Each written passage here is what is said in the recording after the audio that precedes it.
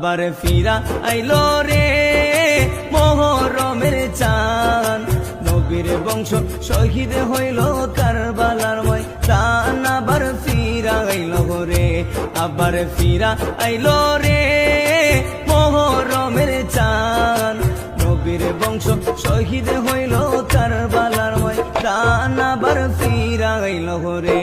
আল্লাহ কি আগুন লাগাইলো এ যদি দোস্তে কারবালায়, লিখতে গেলে আশেকের কলজা ফাইটা যায়।